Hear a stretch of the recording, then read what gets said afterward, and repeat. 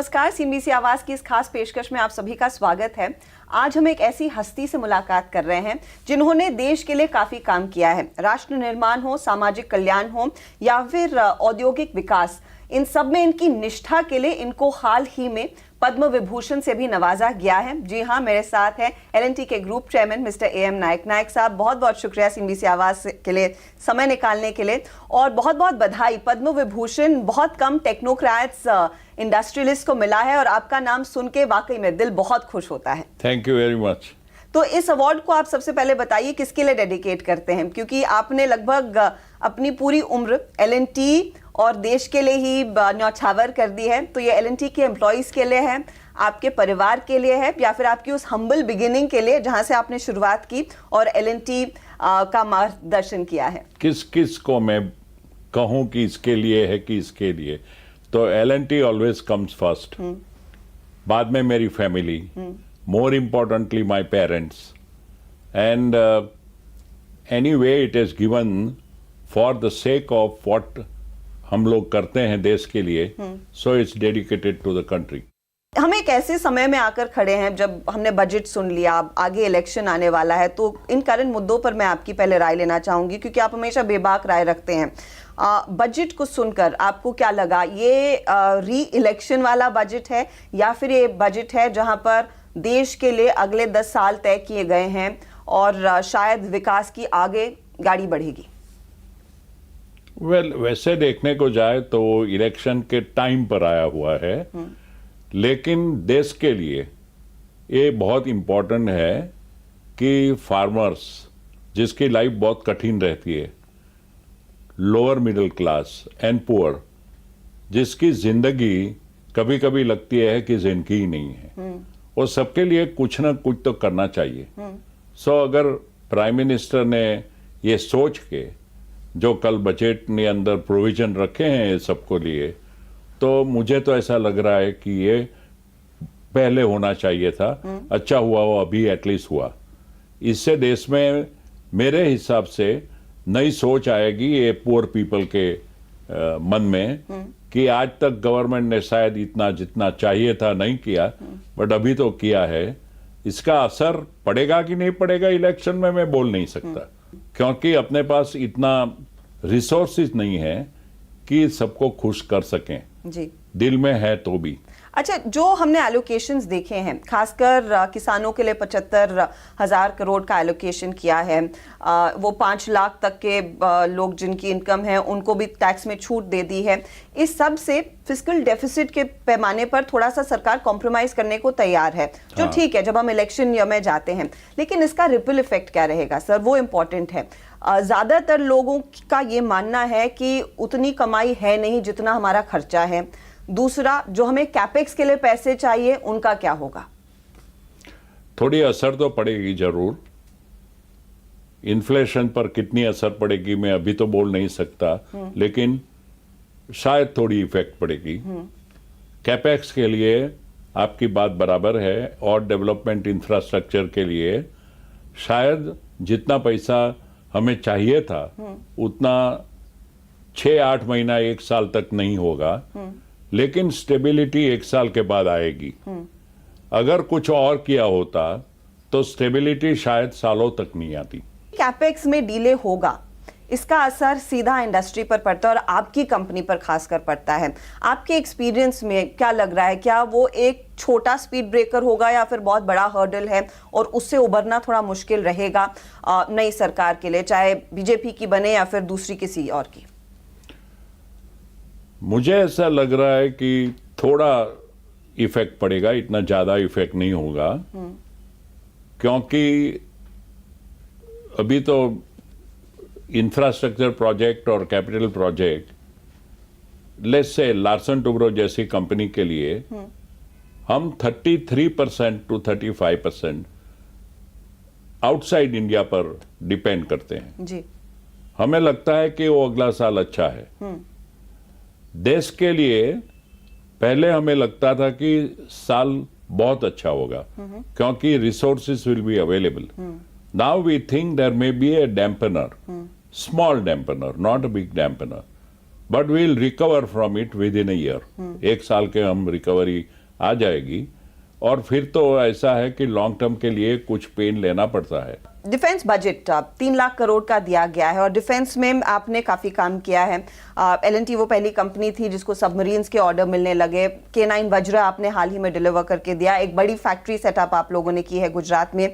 ये बताइए क्या ये 3 लाख करोड़ वाकई में कॉन्ट्रैक्ट्स ऑर्डर्स में कन्वर्ट हो पाएंगे? आपका एक्सपीरियंस क्या कहता है, क्योंकि सालों साल आपने इतने सारे बजट देखे हैं। वैसे बहुत सी कंस्ट्रेंट के वजह से एंड रिसोर्स की वजह से डिफेंस बहुत स्लो हो जाता है। सालों निकल जाते हैं सोच करने से और फाइनली ऑर्डर प्लेस करने से और डिलीवरी रियलाइज करने से। ये साइकिल टाइम 10-15 साल तक का होता है जी। 3 लाख करोड़ जो अमाउंट है वो वैसे देखने जाए तो हमारा आज का जो प्रोजेक्ट चल रहा है उसको फाइनेंस करने में ही चले जाएंगे। मैंने जो सोचा है वो तो नया प्रोजेक्ट डालने के लिए हमें जुलाई में फुल बजट की देखना पड़ेगा, क्योंकि ऐसा फाइनेंस मिनिस्टर ने बोला है कि अगर डिफेंस में और भी रिसोर्सेज जरूर पड़े तो हम प्रोवाइड करेंगे जी। और मैं तो ये बोल रहा हूं कि वो जरूर पड़ने वाला ही है। लेकिन फिर आप जैसी कंपनियों के लिए तो एक बड़ी अपॉर्चुनिटी रहेगी कि आप अपना वर्चस्व और बढ़ाएं, यहाँ पर और काम करें। अगर डिलीवरी आप लोगों की अच्छी होती तो आगे सरकार आपको आकर शायद और ऑर्डर्स दे। मैंने बोला ना, पैसा हो तो जरूर दे सकती है। हाँ। हमने 9 नई फैक्ट्री डाली है, 9 इन लास्ट 5-7 ईयर, जो खाली डिफेंस पर डेडिकेटेड है। लेकिन बहुत सी कंपनियां, इसमें 4-5 कंपनियां, उसमें लोड नहीं है। तो फिर जो इस समय लोगों की उम्मीद है कि जैसे आपने एक रोड मैप तैयार किया था कि जहां पर अच्छा काम हो रहा है उन कंपनियों को आगे वैल्यू अनलॉक करेंगे, आपने फाइनेंशियल सर्विसेज में किया, टेक्नोलॉजी में वो किया। डिफेंस को लेकर बार बार लोग बाजार में भी चर्चा करते हैं कि इवेंचुअली L&T की डिफेंस आर्म भी अलग से लिस्ट होगा। कितने दूर है उससे? बहुत दूर है, बहुत दूर है। टाइम बहुत लगता है एक एक ऑर्डर मटेरियलाइज करने में। 5-10 साल निकल जाते हैं। तो मैं शेयर होल्डर को कुछ प्रॉमिस नहीं कर सकता ठीक है कि अगले साल हमारा परफॉर्मेंस ये होगा कि उसके अगले ये होगा, क्योंकि वो सब होता है अगर रेगुलर फ्लो ऑफ ऑर्डर आए तो। लेकिन इस समय आपका डिफेंस की रेवेन्यू से करीब 3 से 5% का कंट्रीब्यूशन आता है ग्रुप रेवेन्यू में। 3-4%। 10% आने में कितने समय लग सकते हैं सर? हमने तो 1926 का टारगेट रखा है। हमारा जो 5 ईयर प्लान है जी, वो अभी खत्म होने को आएगा 21 में जी। नया 5 ईयर प्लान अभी बन रहा है। उसका एक्सेप्टेंस सबसे लेके आगे बढ़ के 26 के अंदर हम 10% डिफेंस का बजट मेरे मन में है और मेरा सीनियर स्टाफ के मन में है कि शायद हो सकता है। ओके। लेकिन एक बात जरूर कहूंगा, रिसोर्सेज होने चाहिए, पैसे होने चाहिए। हाँ, मतलब सरकार की ओर से वो पैसे की खुली छूट नहीं, लेकिन रेगुलर फ्लो होना चाहिए इक्विटी का। अगले 10 साल 15 साल या फिर सरकार के विजन 2030 से ही अगर कुछ मेल खाए, आपका कोई प्लान कहां पर आपको लग रहा है कि ग्रोथ होगी? वैसे तो लास्ट 20 साल में हमने बहुत कुछ नया चालू किया है जी। कंपनी का सेल्स टर्नओवर वाज 5,000 करोड़, आज 1,30,000 करोड़ है। और हमने कितना ही बिजनेस बेच डाला जो नॉन कोर था। राइट। इसलिए company has grown. Looking ahead 5 साल 10 साल, तो मुझे ऐसा लग रहा है कि अगले 5-10 साल में L&T क्या करेगी और किस तरह का L&T हम देख पाएंगे, उसके लिए हम बहुत ब्रेनस्टॉर्मिंग कर रहे हैं। मैं अगर आप मुझे 1 साल के बाद पूछेंगे ये सवाल तो शायद दे पाऊंगा। सर ये बताइए, क्योंकि अब कुछ चीजें बजट से ही अगर मैं निकालूं, डिजिटाइजेशन पर काफी जोर दिया, आर्टिफिशियल इंटेलिजेंस की बात भी सरकार ने की है कि वहां पर एक कमेटी बनाई जाएगी, वहां पर पोटेंशियल देख रहे हैं। और AI का तो संबंध सीधा आपके बिजनेसेस में है, जो टेक्नोलॉजी सर्विसेज का काम है, तो वहां पर आपको नहीं लगता एक बहुत बड़ा पोटेंशियल है? वो आई एम श्योर एक पैरामीटर होगा जिस पर आप लोग आगे ध्यान देंगे, या फिर इस समय काम भी शुरू हुआ?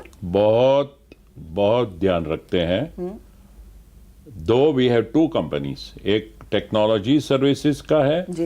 एक IT का है, लेकिन जिसके ऊपर हमें स्पेशल अटेंशन रखना चाहिए फ्यूचरिस्टिक टेक्नोलॉजी के लिए सोचना चाहिए, वो हमने एक नया सेल बना दिया है ओके कि उसको किधर मिक्स नहीं करने का।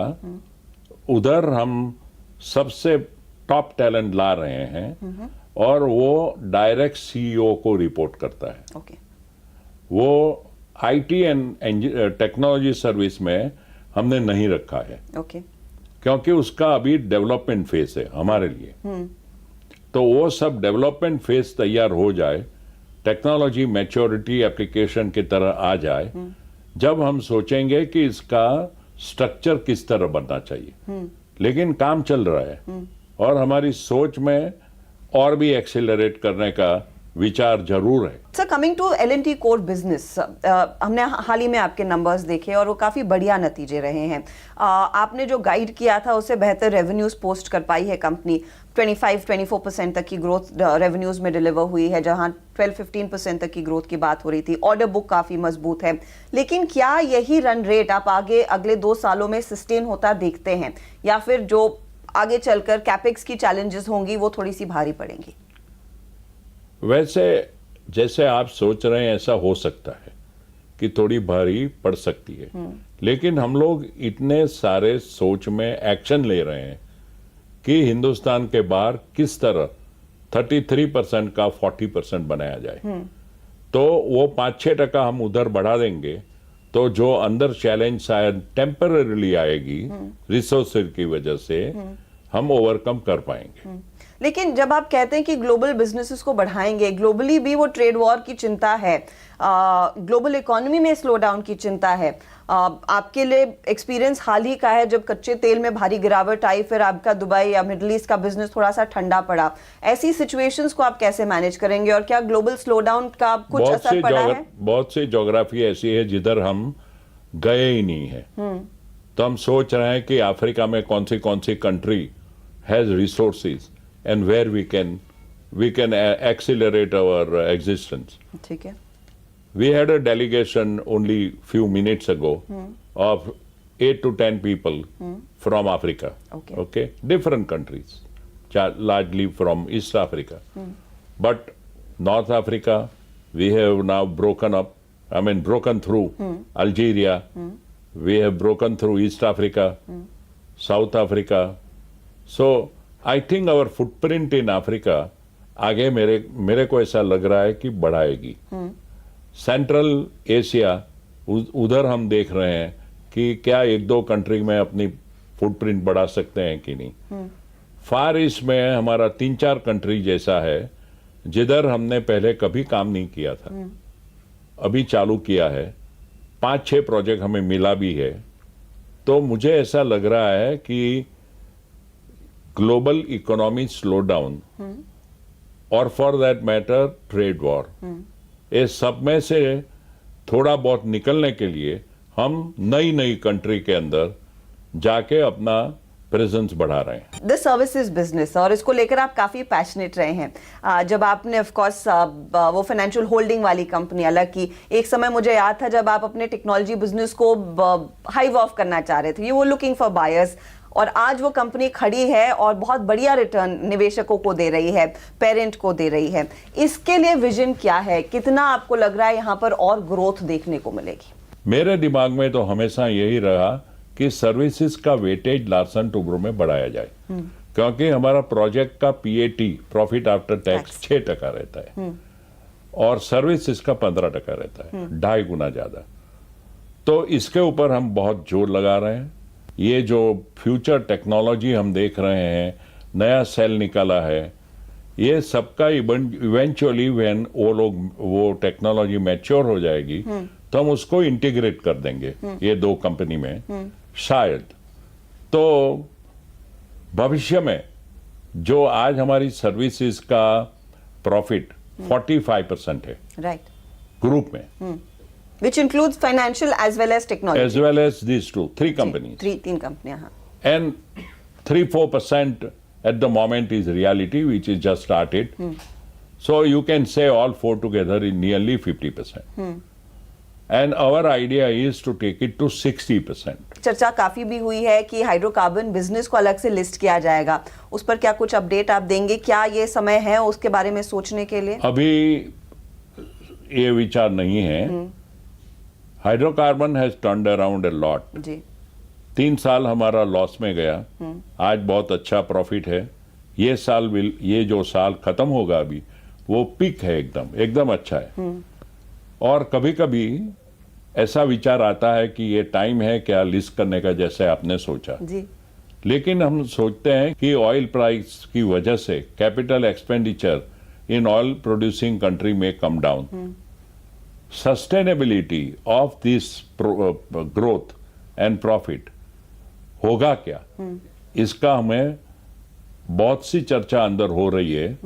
और मेरे को लगता है कि हमें 2 साल तो वेट करना ही चाहिए टू सी सस्टेनेबल है कि नहीं। Okay. So at the moment अगर आप बोले कि 3-4 महीने में कुछ होने वाला है तो ऐसा नहीं होगा। नहीं है, ठीक है। लेकिन एक और खासियत आपकी कंपनी की रही है कि जो भी हो कि आपने कहा कि अपने कोर बिजनेस पे फोकस करेंगे, टाइम एंड अगेन आप वैल्यू अनलॉक करेंगे जब सही मौका होगा, जब मार्केट करेक्ट होगा। और आपने अपने शेयर धारकों के साथ साथ एम्प्लॉयज को हमेशा रिवॉर्ड किया है। मुझे याद है कई एम्प्लॉयज खुश थे जब आप लोगों ने ईसॉप्स बांटे।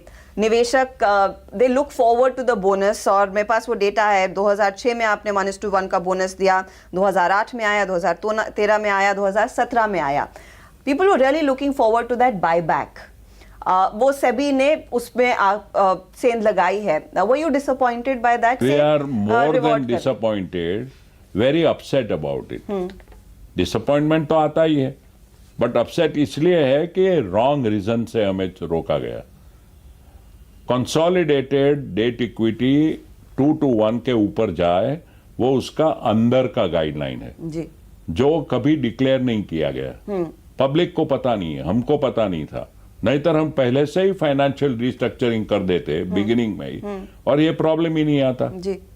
तो अभी देखते हैं, हम अपील करने वाले हैं और कर रहे हैं, तो शायद उसका कुछ नतीजा आ जाए।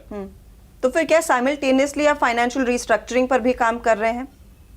नहीं, फाइनेंशियल रिस्ट्रक्चरिंग कर सकते थे जी। अभी तो ऐसा है कि बाईबैक होगा तो वैसे ही फाइनेंशियल सम रिस्ट्रक्चरिंग होने वाला है। जी, तो अभी भी विचार है किसी ना किसी तरह से बायबैक लाया जाए, और अगर वो अपील सेबी या फिर सैट में नहीं मानी जाती है तो फिर क्या आप एक बड़ा डिविडेंड देने को तैयार होंगे निवेशकों को? डिविडेंड एफिशिएंट नहीं है, बिकॉज 22.5% टैक्स आता है, लग जाता है। इसलिए वो हम सोच नहीं रहे हैं। बट हम बहुत होपफुल है कि हमारा बाईबैक एक्सेप्ट किया जाएगा। सर मुझे याद है आपने एक समय में कहा था, मेरे ख्याल में TV 18 के ही इंटरव्यू में, कि L&T फाइनेंशियल होल्डिंग्स की स्टॉक की वैल्यू क्या होनी चाहिए, और उसके बाद स्टॉक ने बहुत फर्राटे से दौड़ लगाई। तो L&T पर मैं आपसे सवाल पूछना चाह रही हूँ, इस समय क्या आपको लग रहा है आपका शेयर थोड़ा सा अंडरवैल्यूड है? L&T, well, various analysts are predicting, and 9 out of 10 are predicting that it is undervalued, because they are expecting that the price should be 1,700, 1,800. One of the analysts said that it has a potential to go up to 2,500.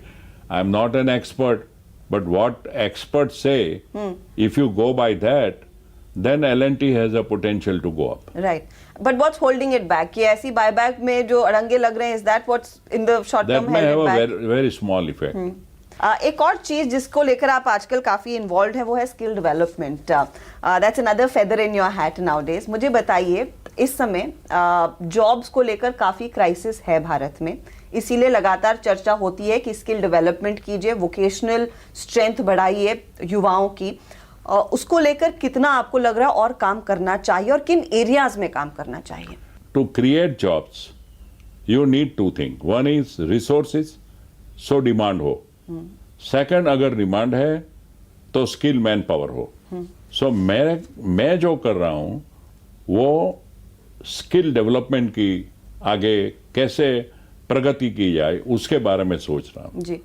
लेकिन एक बात है कि demand हमें बढ़ानी होगी, क्योंकि जिधर तक युवा को काम नहीं मिलता, उसकी जो लर्न की है, उसने एजुकेट किया है, उसके एप्लीकेशन का मौका न मिले, तो फिर 1, 2, 3 साल के बाद उसका जो स्किल था वो भी धीरे धीरे चला जाता है। जी सो आई थिंक इकोनॉमिक डेवलपमेंट वो बहुत इंपॉर्टेंट है एक बाजू, और दूसरे बाजू स्किल डेवलपमेंट बहुत आगे बढ़ाया जाए, उसकी बहुत इंपॉर्टेंस। 2016 में आपने डिसाइड किया कि आपकी इनकम की 75% आप डोनेट करेंगे, चैरिटी में देंगे।